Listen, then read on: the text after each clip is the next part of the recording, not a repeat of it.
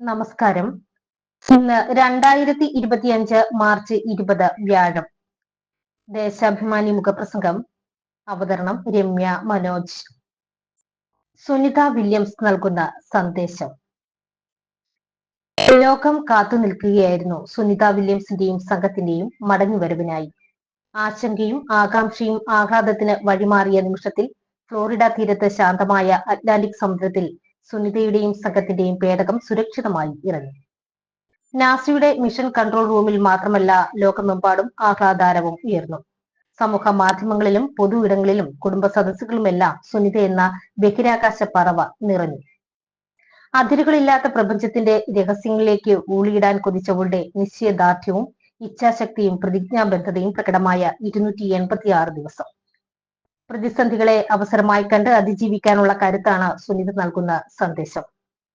അപ്രതീക്ഷിതമായി ഉണ്ടായ സാങ്കേതിക പ്രശ്നങ്ങൾ മൂലമാണ് അന്താരാഷ്ട്ര ബഹിരാകാശ നിലയത്തിൽ നിന്ന് സുനിതയ്ക്കും ബുച്ച് വിൽമോറിനും മടങ്ങാനാകാത്ത അവസ്ഥയുണ്ടായത്.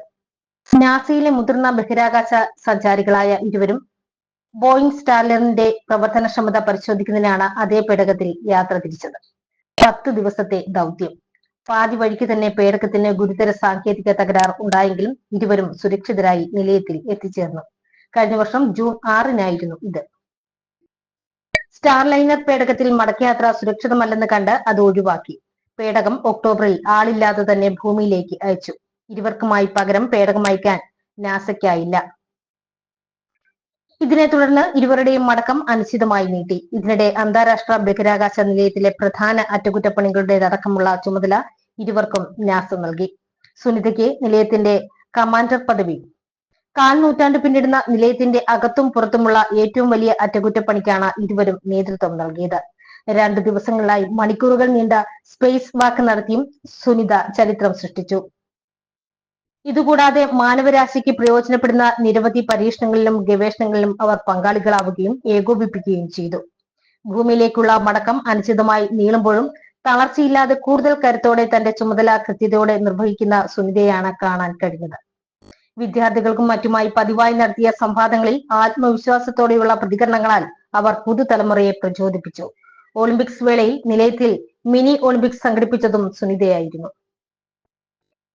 ഗഗനചാരികളെ മടക്കിക്കൊണ്ടുവരാനുണ്ടായ കാലതാമസം സാങ്കേതികമായി ഇനിയും ഏറെ മുന്നേറാനുണ്ടെന്ന സന്ദേശം കൂടിയാണ് നൽകുന്നത്. അതിനൊപ്പം ബഹിരാകാശ ഗവേഷണ മേഖല പിടിച്ചെടുക്കാനുള്ള വൻകിട കോർപ്പറേറ്റുകളുടെ നിക്ഷിപ്ത താല്പര്യങ്ങളും കാണാതിരുന്നുകൂടാ. സുനിതയും ബുച്ചും പോയ സ്റ്റാർലൈനർ പേടകം വൻകിട വ്യോമയാന കമ്പനികളിലൊന്നായ ബോയിങ്ങിന്റേതാണ്. വർഷങ്ങളായി നാസയുടെ കൊമേഴ്ഷ്യൽ ക്രൂ പ്രോഗ്രാമിന്റെ ഭാഗമായി കരാർ ലഭിച്ച കമ്പനികളാണ് ബോയിങ്ങും സ്പേസ് എക്സും. ഇവർ തമ്മിലുള്ള കിടമത്സരമാണ് ഇരുവരുടെയും മടക്കത്തിന് കാലതാമസമുണ്ടാക്കിയതെന്നാണ് ആരോപണം. ശാസ്ത്ര സാങ്കേതിക രംഗത്ത് ഇത്തരം താല്പര്യങ്ങളുടെ കടന്നുകയറ്റം ഗുരുതരമായ പ്രത്യാഘാതങ്ങൾ സൃഷ്ടിക്കും. ബഹിരാകാശ ഗവേഷണത്തിലടക്കം ലോകരാജ്യങ്ങളുടെ സഹകരണവും കൂട്ടായ്മയും അനിവാര്യമാണ്. എന്തായാലും സുനിതയുടെ ദീർഘനാളത്തെ ബഹിരാകാശവാസവും അനുബന്ധ സംഭവങ്ങളും ഭാവി ദൗത്യങ്ങൾക്ക് പാഠം കൂടിയാണ്. പ്രതിസന്ധികളെ സംയമനത്തോടെ നേരിട്ട സുനിത വില്യംസും ബുച്ചും മാതൃക സൃഷ്ടിച്ചു. അതിനൊപ്പം പുതുതലമുറയ്ക്കുള്ള പ്രചോദനവും. ദേശാഭിമാനി മുഖപ്രസംഗം ഇവിടെ പൂർണ്ണമാകുന്നു. നന്ദി, നമസ്കാരം.